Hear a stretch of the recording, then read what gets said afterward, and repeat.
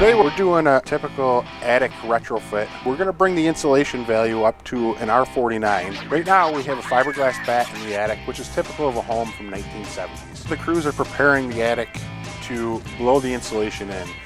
They're going to do some typical air sealing around plumbing penetrations, electrical penetrations, and so on. They're adding markers to the attic so that they can gauge the amount of insulation that's being blown in. They're going to vent the bathroom fans out. They're going to add proper vents for proper ventilation in the attic. Once the crew completes the preparation of the attic, they'll continue by blowing the cellulose insulation in to a specified R value. This will help keep the house warm in the winter and cool in the summer. When our crews arrived this morning, they started in the basement. They insulated the rim joist.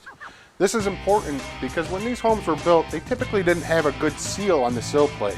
This is important because it helps reduce air infiltration. These homeowners qualified for one of the programs offered by NYSERDA.